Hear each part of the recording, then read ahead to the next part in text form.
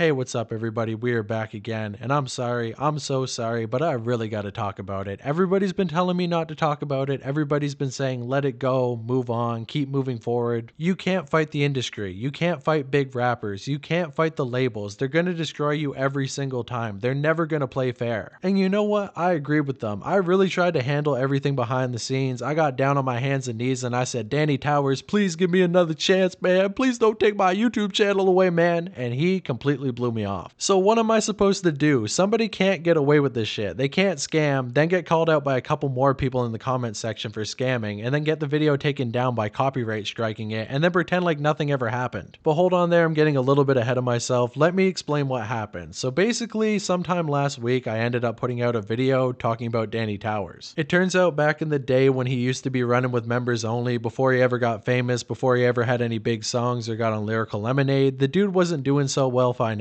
So instead of trying to get a job or trying to better himself in some way like that, he decided to start taking money for features, but he took on too many features and supposedly he couldn't keep up, meaning that he was never able to pay the people back. This all went down in 2019 and the person has been trying to get their money back from him for over 5 years. He would respond once in a while, but mostly he would blow him off time and time again, never thinking that any of that would come to light. But immediately after the video came out, Danny Towers decided it was best for him to reach out to me and try to explain the situation and why what he was doing wasn't actually scamming. He goes on to say, yo, who's the kid from the video so I can try and look up the convo on my Twitter. I'm not a scammer, fam. I was young and broke trying to make some money and I took on more features than I could handle at the time. I got no problem giving him the money back and a feature if he wants it, just don't know who it is. Never mind, I found him. And supposedly he actually ended up giving him back the money. But you know what? During the time that I put that video out, I wasn't really on Instagram, so I didn't end up seeing his message, which apparently is not okay to Danny Towers. When he doesn't see somebody's message on Twitter, even after he takes their money, well, that's a-okay. I mean, after all, he's a busy guy. He doesn't have time to answer every single one of his DMs, but when I don't see his DM, he takes it upon himself to copyright strike my motherfucking video. And I know Danny's gonna try to say that he didn't copyright strike the video intentionally, that it was either his label or it was somebody at YouTube or an automated system, but I'm telling you that he definitely did copyright strike my video. So let me try to explain how copyright works on YouTube. When it comes to the videos that I make, there's two big things I gotta look out for: music videos and actual audio from people's songs. Yeah, sometimes when I'm lonely,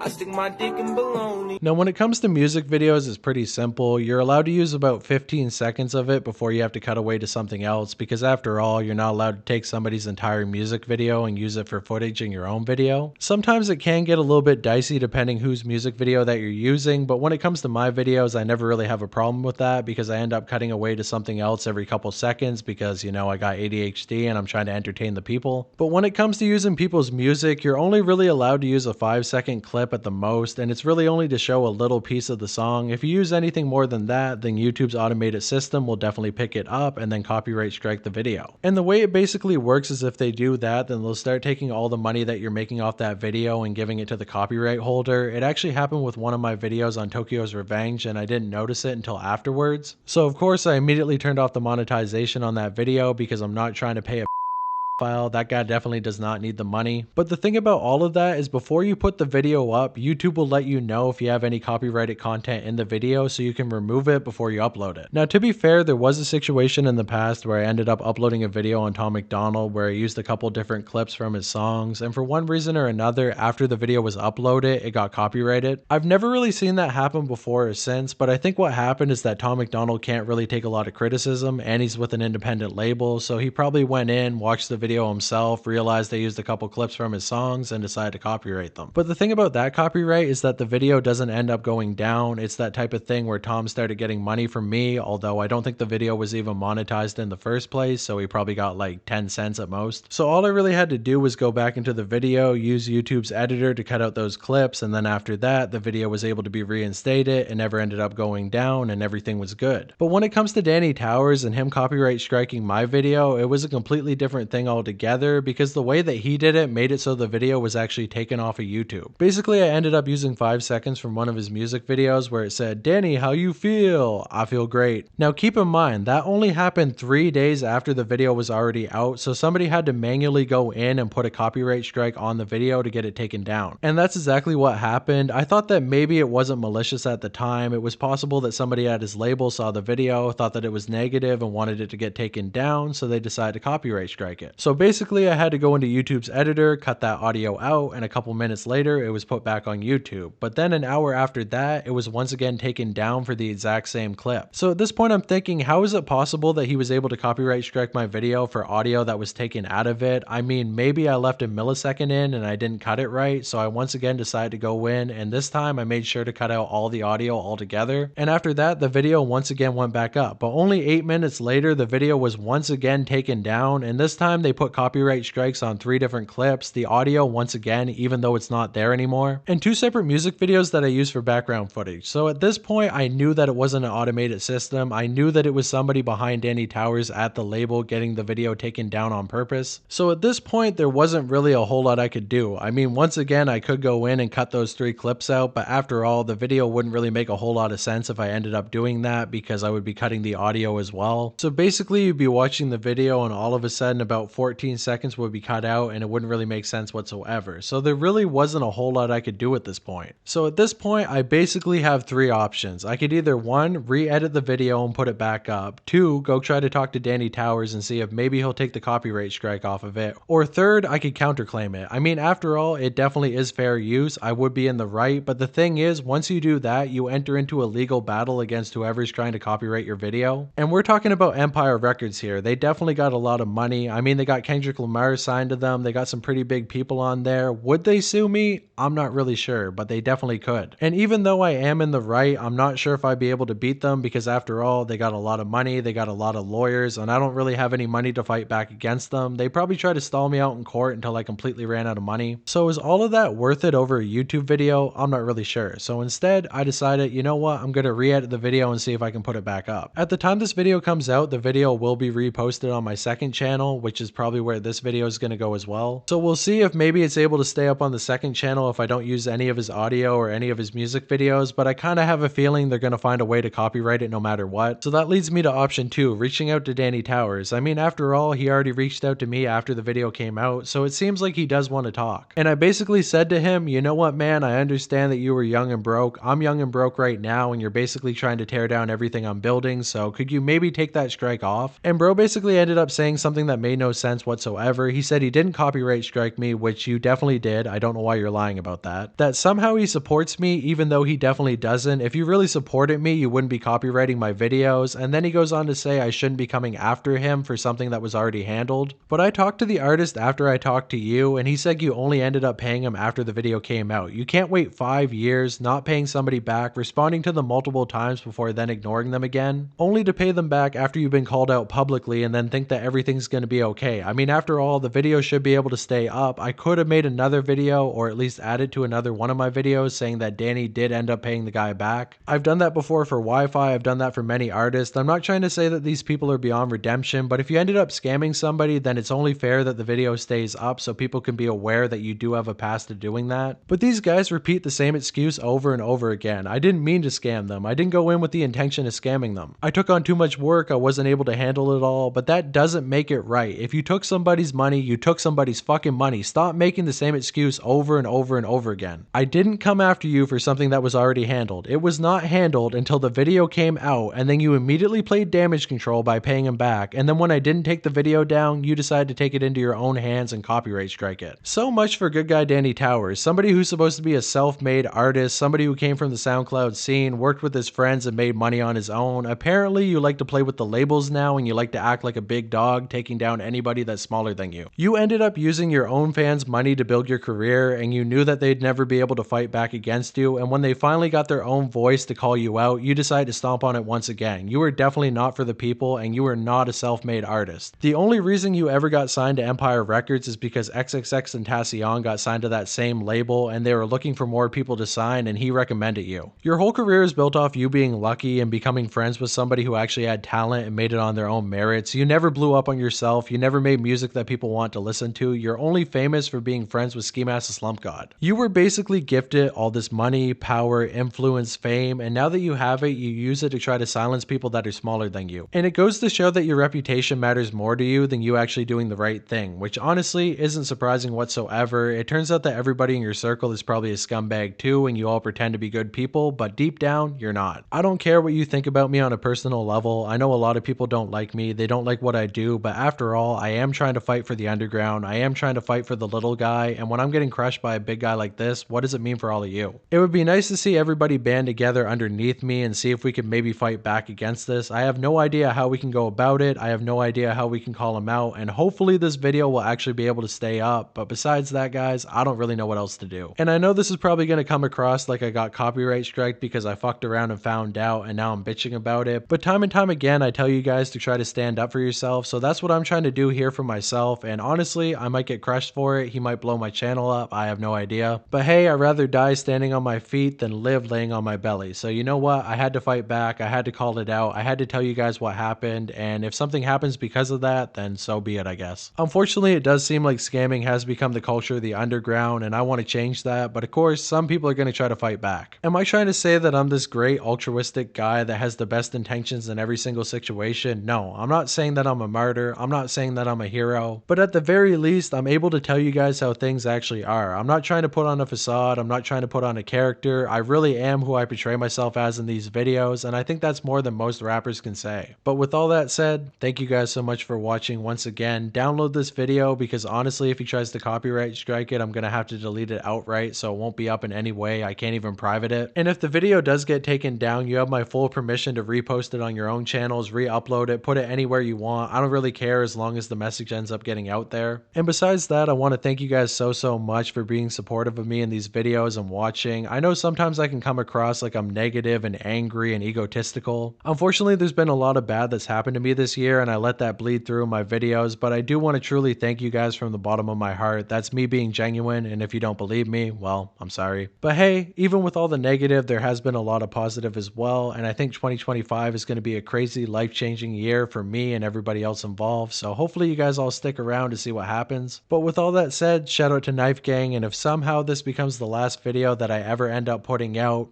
I appreciate you guys. Subscribe to the channel, and I will see you in the next one. Peace out.